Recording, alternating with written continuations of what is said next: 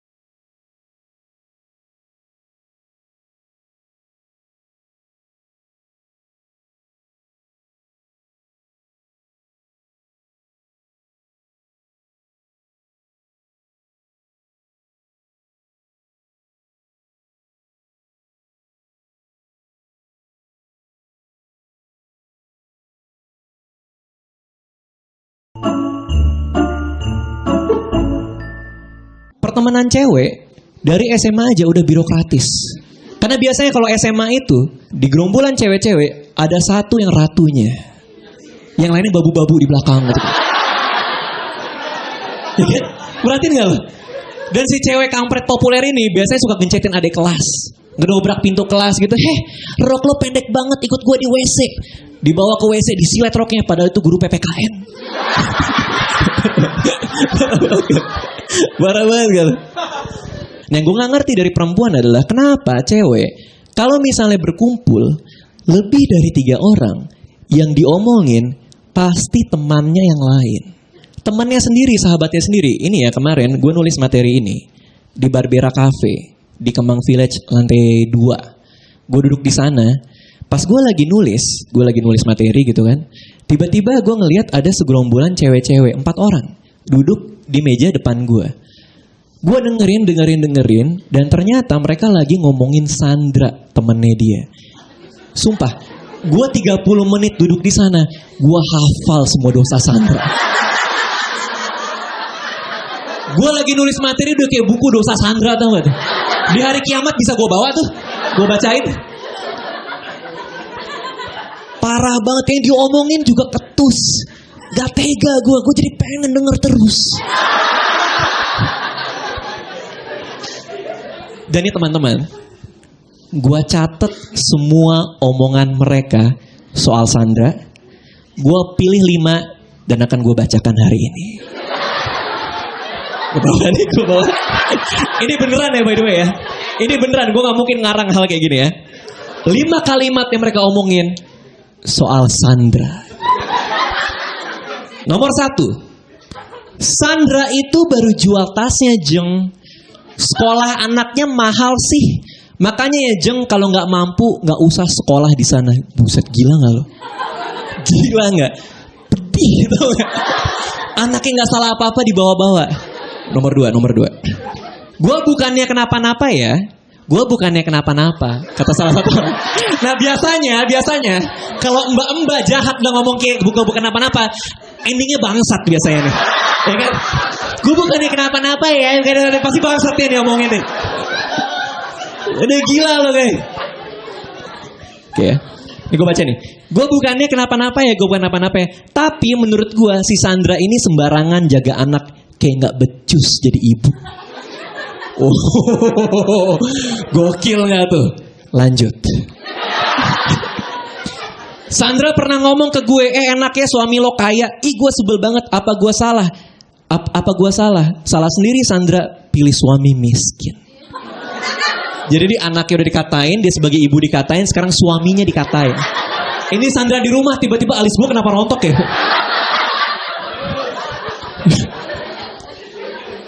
Oke, 4. Kemarin gue lihat Sandra ngepost di Facebook, anjingnya ulang tahun terus dikasih donat ada lilinnya. Kok dia bodoh banget ya? Anjingnya kena sekarang nih. Semua aspek dalam kehidupan Sandra kena.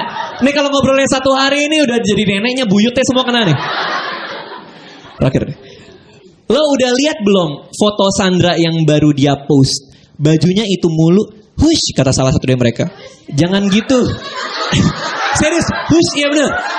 Ya mas, masa gitu kan enggak dong. Foto dia yang baru baju itu mulu, kan enggak dong. Ya hus lah, emang apa lagi? Tau kan mama kan gitu, hus jangan gitu dong, gitu kan gitu ya. Itu gitu. Kok gue jago banget ya niruin mama ya. udah mulai curiga gue ya. Hus jangan gitu, siapa tahu dia nggak punya duit. Ini 5 top 5 obrolan soal Sandra hari itu. Itu apa yang terjadi? Habis itu gue pesan nasi goreng. Lalu tiba-tiba dari depan kafe, Barbera Cafe ini, datang satu cewek yang dari tadi ngomongin yang mulutnya paling tajam dan make up-nya paling tebel, itu berdiri duluan, ngeliat ke Sandra, dia bilang, "Hey Sandra." Sandranya datang. Sandra nyamperin mereka semua, cipika-cipiki, kita baru ngomongin lo. Persahabatan sadis macam apa? Dan di sini gue baru tahu bahwa perempuan kalau ngomong bisa sangat persuasif. Karena yang terjadi lah begitu Sandra duduk, dia duduk di depan gue liat dia, gue ikutan benci sama dia. Miskin. Ini bajunya pasti yang kemarin nih. Pelayan datang mau pesan apa bu? ST1 miskin. Miskin Sandra. Anak lo urusin. Gue jadi benci beneran, gila gak lo? Gila gak? Kalau gue gak nahan diri, gue kesana gue lempar air tau gak Sandra? Kebencian tuh bisa nular gitu ya. Kalau ya Allah kasihan Sandra, mudah-mudahan kamu gak nonton ya. Kalau kamu nonton, miskin. Miskin lo. Kuota internet minta suami.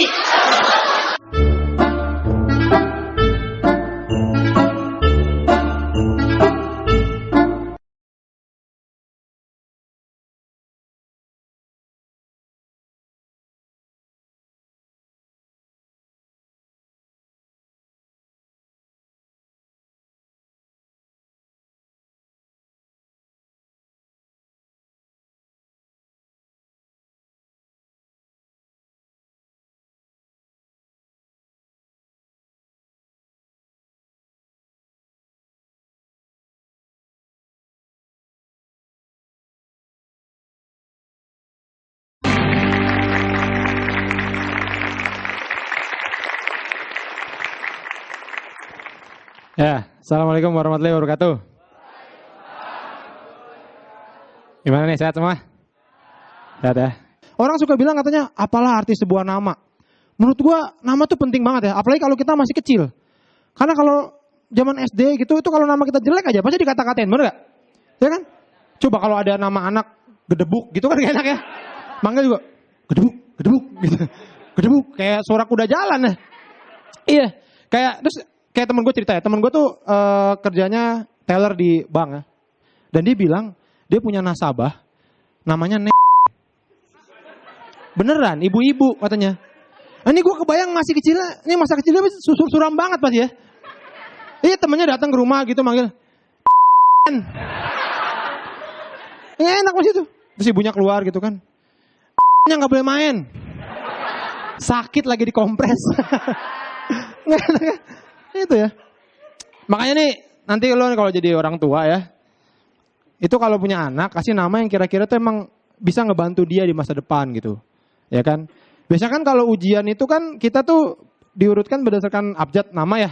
Nah jadi kasih kira-kira yang ngebantu anaknya tuh. Jangan Aaf gitu. Wah itu mah paling depan tuh ya nggak. Malah gurunya di sini nih di belakang gurunya ya. Saking depannya namanya tuh. Gurunya juga kalah. Kasih nama kira-kira yang duduknya di belakang. Jadi bisa nyontek ya kan ya. Misalkan namanya Z. Nah itu. Itu paling belakang sama situ. Atau kalau mau lebih belakang lagi. Namanya depannya pakai underscore ya. Underscore Budi. Ya itu. Belakang tuh. Ya kan. Itu jadi enak ya. Dan memang ternyata bukan cuma nama-nama aja banyak yang aneh ya. Nama daerah juga banyak yang aneh. Lo kalau googling ya. Nama-nama daerah unik gitu ya. Indonesia tuh banyak nama-nama desa-desa gitu yang lucu-lucu banyak. Ada namanya desa Pocong. Ada bener. Desa Peluk Pacar. Ada itu. Iya. Terus yang aneh lagi. Ada nama desa namanya Desa Tutup. Beneran nih ada namanya Desa Tutup ya. Ini gue kebayang kalau orang mau lewat desa itu ya. Jalan naik motor gitu. Wah selamat datang. Desa Tutup. Waduh. Wah gimana nih itu? Nongkrong. Udah buka belum ya? Aduh kita kasihan juga ya. Tapi kita tuh orang Indonesia suka ngeluh gitu ya. Suka banyak teman-teman gue banyak ngeluh. Aduh puasa nih aduh berat banget gitu-gitu ya. Padahal kita tuh kalau diurutin ya. Indonesia tuh termasuk paling cepat puasanya. Di antara negara-negara lain. Di Eropa ya. Di Eropa itu kayak di Denmark ya. Kemarin gue baca berita. Itu puasa di sana tuh nyampe 21 jam. Lu bayangin puasa 21 jam. Jadi dia buka puasa jam 10 malam, sahurnya jam 1. Itu, subuhnya tuh jam 1, lu bayangin tuh. Nih yang kasihan kalau apa? Kalau ketiduran. Lo pulang kerja kan, wah, jam 8 sampai rumah.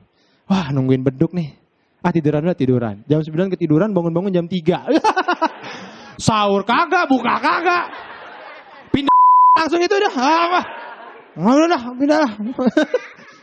Dan itu kan katanya kalau kita buka puasa, sahur itu kan ini ya, sunnah ya.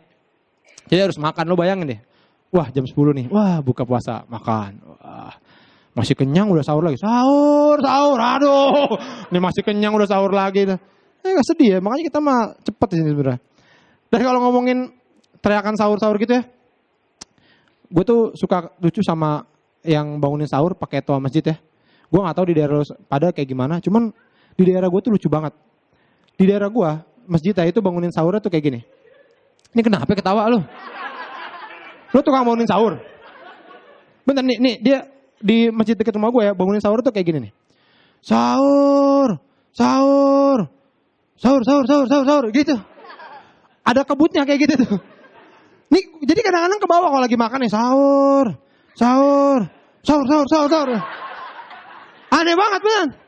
Nggak mesti gitu biasa ya boleh. Tapi kalau ngomongin toa masjid ya, ini toa masjid sekarang nih lagi banyak diperbincangkan juga karena kemarin Pak Wakil Presiden kita Pak Yusuf Kalla itu mau bikin undang-undang buat toa masjid ya. Karena emang sering disalahgunakan gitu.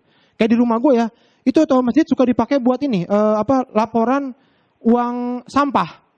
Ya nih buat para warga yang belum bayar uang sampah gitu. Dan gue takutnya nih emang harus diatur nih. Jadi supaya nanti orang tuh nggak keterusan gitu. Karena nanti lama-lama bisa jadi ada kirim-kirim salam pakai toa ya nggak? Sahur warga nih.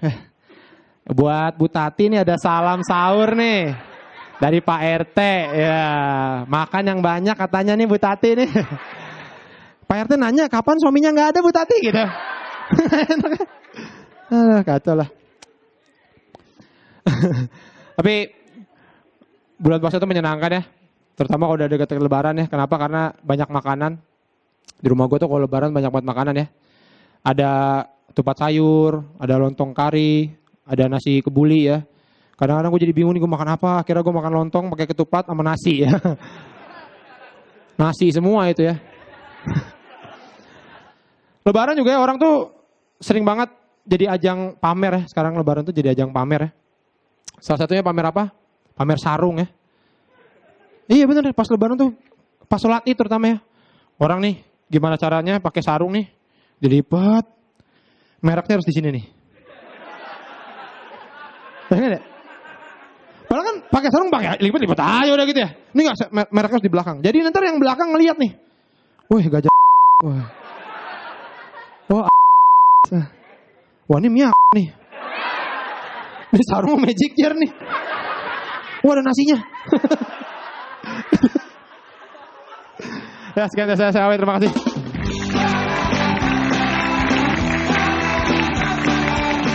Di baju koko itu namanya bukan Benzema. Menurut ilmu tajwid, bila ada nun mati bertemu dengan huruf za, itu hukumnya ikhfa, dibaca mendengung. Benzema.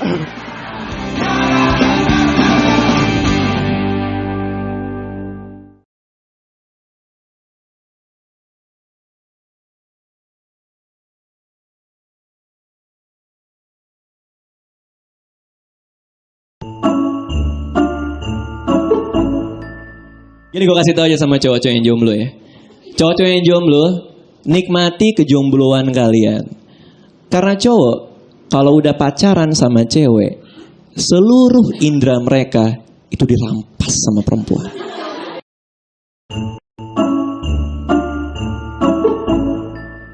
Jadi macam-macam udah macet di mana-mana. Dan untungnya gue disupirin kemana-mana. Nah baru-baru ini, gue lagi mau nyoba nyetir sendiri. Dan demi Tuhan teman-teman, jalanan Jakarta sekarang jadi jauh lebih ganas daripada gue bayangin. Karena gue baru keluar rumah nih. Di lampu merah McD gue berhenti. Gue salah belok dikit, emang gue yang salah sih. Salah dikit gitu. Tiba-tiba mobil di sebelah kanan itu mau nabrak gue. Terus si orang ini buka pintu kaca jendela. Ngeliatin gue. Terus gue ngeliat matanya, dia ngeliatin gue. Uratnya keluar semua. Dia ngomong, satu tarikan napas. Goblok lo! Terus gue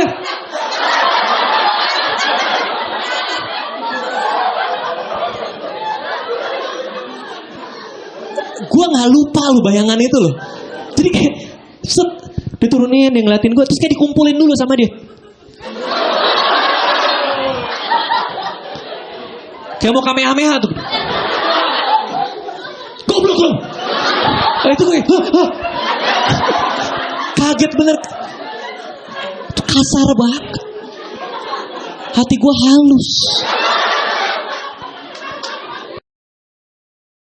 Dan gue gak bego-bego amat. Gue lulusan UI. Semenjak kejadian itu gue bawa jasa kemana-mana ngeliat.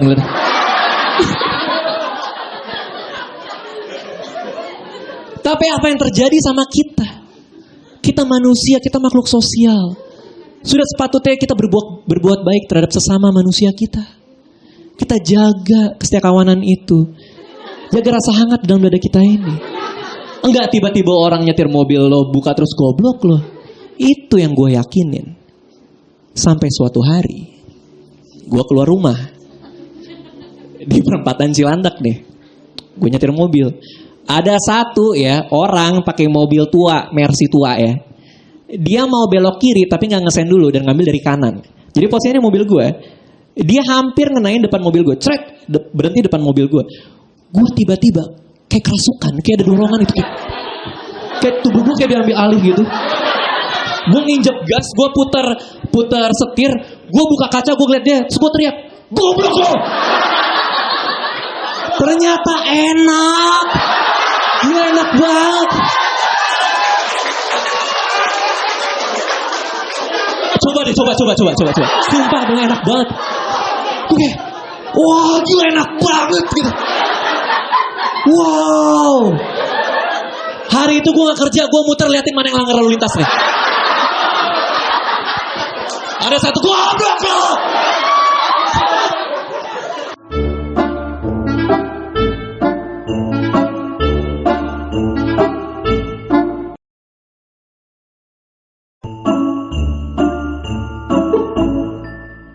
Cewek itu imajinatif banget. Ini bukti kalau kalian jauh lebih pintar daripada cowok-cowok ya. Imajinatif banget, suka berkreasi dengan angan-angan kalian sendiri gitu. Gue pernah ya jemput cewek gue di rumahnya nih. Cewek gue masuk mobil nih, jebret, nggak ngomong apa-apa, cuma ngeliat gue terus dia mukul gue. Apalagi ini? Dosa apalagi sayang? Kamu jahat deh. Jahat apa gitu? Kemarin malam aku mimpi kamu selingkuh. Kok jadi gue yang dipukul? Gue gak salah. Gue pernah mimpi pacaran sama Dian Sastro. Tapi gak juga gue ketemu Dian Sastro gue bilang makasih ya buat kemarin malam. Kan gak juga kan? Yang asik tuh cewek cantik. Cewek cantik tuh selalu diberi kemudahan. Ini buat cowok-cowok ya. Kalau nyari pacar tuh jangan yang cantik. Jangan ribet punya pacar cantik, serius. Karena cewek cantik itu selalu diberi kemudahan dalam hidupnya dia. Cewek cantik nabrak mobil. Begitu ini temen gue dibenerin, pemain sinetron. Dia nabrak mobil nih di Depok, jebret. Yang punya mobil keluar, mukanya udah marah. Ngeliat temen gue, gak apa-apa mbak, boleh kenalan gak? Tukeran lain. Coba kalau ceweknya jelek. Kayak sebagian besar dari kalian. Misalnya gitu. Nabrak mobil keluar dibakar massa itu.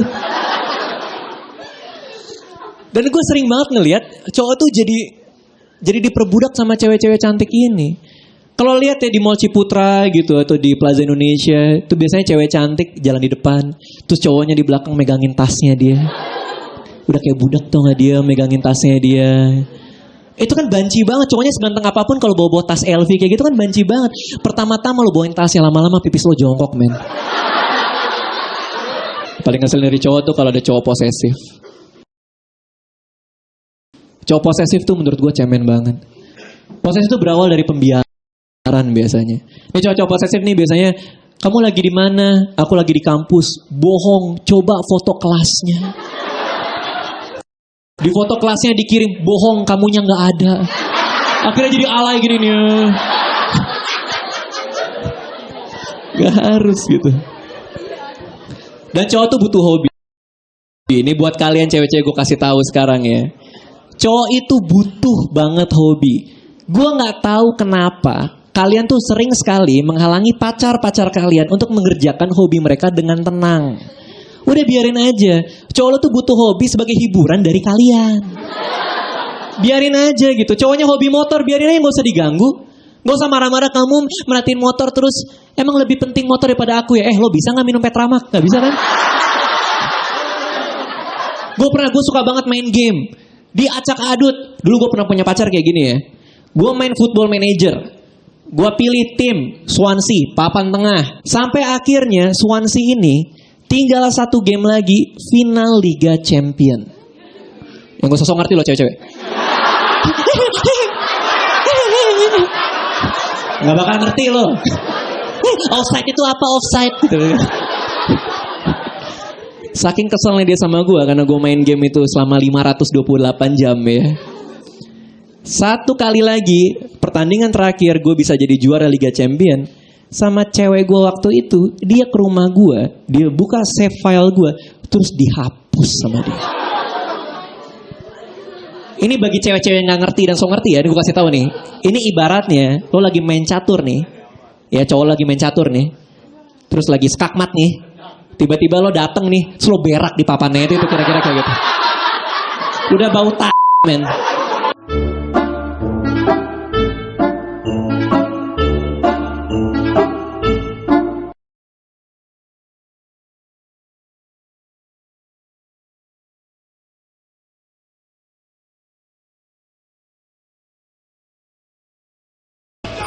Selamat malam tenis indoor Senayan. Yo, masih bertahan sampai jam segini, keren banget. Tepuk tangan buat lo semua. 2014 itu tahun politik katanya. Sebenarnya gue nggak gitu ngerti soal politik. Gue cuma suka ngeledekin doang. Makanya gue agak sedih nih tahun ini. Ibu negara kita bukan Ibu Ani lagi nanti.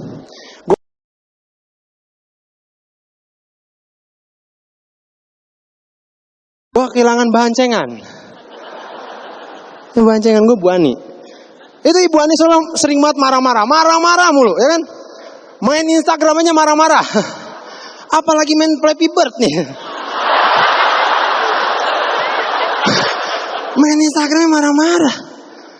Gimana main Flappy Bird nih? Aneh ya. Dan gue curiga nih, gue jadi curiga ya. Ini jangan-jangan dulunya nih waktu zaman sekolah gitu ya. Ibu Ani ini tuh kayak ketua geng cewek gitu. Yang suka damprat cewek lain gitu. Tau gak? Ke kelas sebelah gitu sama cewek-cewek rombongan gitu. Hah! Berani-beraninya lo, huh? Apa maksudnya lo deketin Susilo, huh?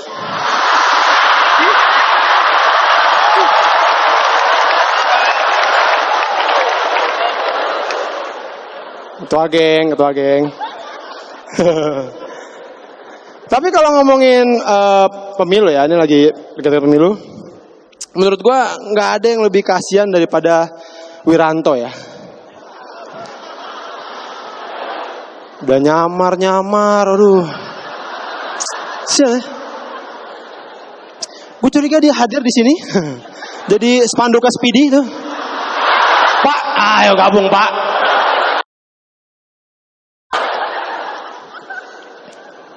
Dia ini kampanyenya lucu ya. Dia kampanyenya itu bikin apa sih reality show gitu ya. Dia jadi tukang beca, tukang bakpao gitu kan. Apalah pokoknya itulah. Terus nanti ngobrol sama rakyat gitu. Wah, terus gitu nanti ya sebenarnya saya adalah Wiranto. Wah, ngasih duit. Wah, mirip-mirip sama uang kaget ini. Kena deh gitu, nggak ada bedanya nih. Nah deh gitu. Jangan Panji itu dulu bukan Panji itu Wiranto.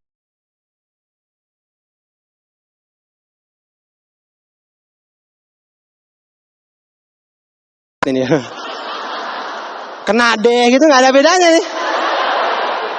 Nah deh gitu. Jangan Panji itu dulu bukan Panji itu Wiranto ya. Iya. Terus dia juga bikin kuis. Ya kampanyenya bikin kuis. Apa Indonesia Pintar itu ya. Apalah itulah ya. Dia kampanyenya nih bikin reality show dan bikin kuis. Ini capres atau Helmi Yahya sebenarnya. Aneh banget ya. Tapi gue bersyukur banget ya. Bersyukur banget dua kandidat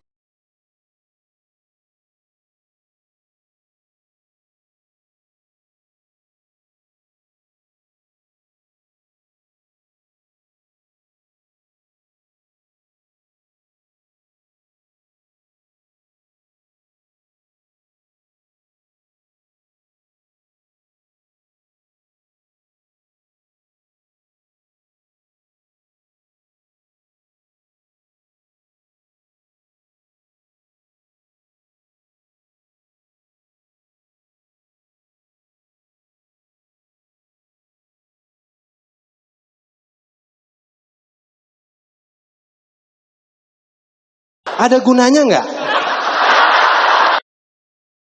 Kalau nggak ada gunanya ikut saya ke kantor. Gadang. Romai Rama jadi presiden. Bersyukur banget dua kandidat capres kita ya, di antara itu nggak ada Romai Rama ya. Karena gue bakalan bingung banget kalau Romai Rama jadi presiden. Jadi presiden kita. Nanti gue pulang malam naik motor, diberi sama polisi. Berhenti. Coba lihat SIM kamu, STN kamu. Oke, kamu ini lengkap ya surat-suratnya ya. Tapi ini udah tengah malam, kamu begadang ini kamu. Ada gunanya nggak?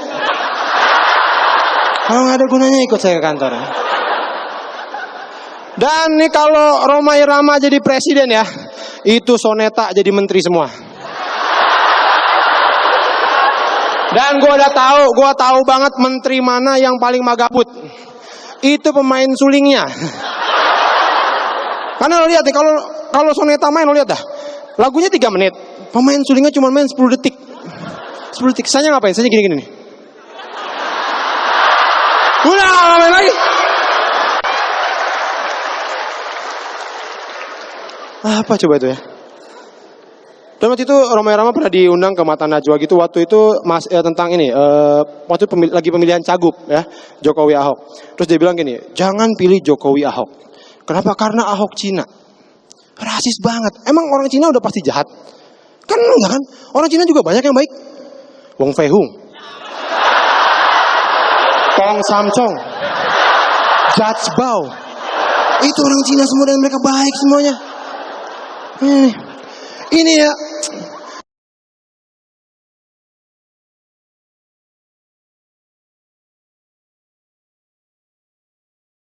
Ini ya. Ini Romai Rama ini emang otaknya agak gresek nih. Dia kebanyakan makan Indomie. Tapi bumbunya doang.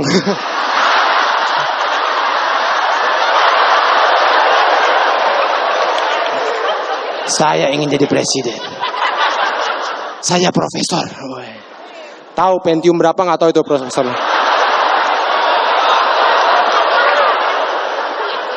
Aneh ya dia tuh ya. Strike ya otaknya. Dan tapi Romai Rama tuh mungkin dia tuh lagi depresi ya. Kita harus memaklumi karena dia kayaknya lagi depresi. Karena seperti kita tahu dia tuh kehilangan ujung gitarnya. Nah, makanya kalau kita lihat dia kalau manggung tuh ujung gitarnya nggak ada kan? Buntung, makanya suka dicariin. Ujung gitar gue mana nih?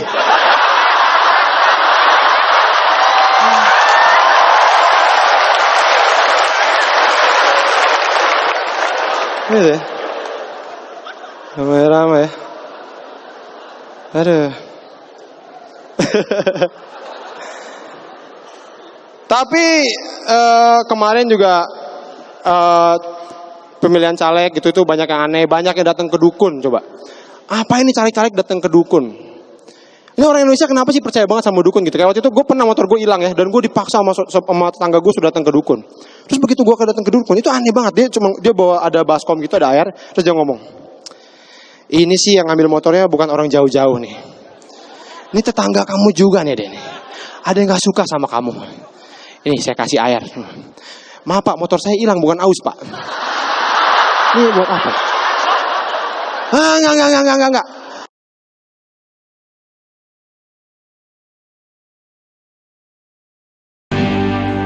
Selamat malam semuanya. Sini. Apa kabar semuanya nih?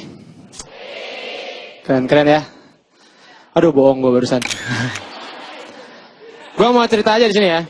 Jadi kebetulan gue nemenin Mas Panji ya, Mas Panji Pragiwaksono, dia ada tour dan gue kebagian di Amsterdam ya. Dan dari sini perjalanan ke sana tuh naik pesawat lama banget. 14 jam di pesawat. 14 jam itu bete banget gue ya. Kenapa betenya? Karena di pesawat tuh nggak ada yang jualan gitu, nggak kayak di kereta. Nah, di kereta kan enak ya, ada. Ntar lagi ini ada tape uli gitu enak ya. Jadi tukang tape uli kalau kosong gitu, kalau rame gini, tape uli. Tape uli ya. Ada yang tidurannya kan kereta gitu ya. Iya, gue kesel banget tuh. Kalau di kereta enak ada tukang tape uli, terus ada tukang bantal, ya kan? Tukang guling, tukang kasur. Ini kayaknya berantem sama istrinya nih. Semuanya dijualin, berantem dia kayaknya sama istrinya tuh ya. Kalau di sana tuh di pesawat tuh nggak ada, gitu. Jadi gue bosen gitu. Dan yang paling gue kesel tuh selama 14 jam itu ya, itu nggak sekalipun pilotnya tuh berhenti di rest area. Gue nggak bisa kencing ini ya kan. Enak lah itu ya. Sampai di sana tuh kebetulan udah masuk musim dingin ya. Jadi suhunya tuh selalu di bawah 8 derajat Celcius. Selalu di bawah itu gitu. Gue nih tinggalnya di Bekasi ya. Biasa 40 derajat. Ya kan? Beneran nih, Bekasi tuh pernah 40 derajat ya. Panas banget itu. Makanya orang kadang temen gue suka ngatain gue gitu. Anak Bekasi, kalau mau tahu anak Bekasi apa gampang cium aja.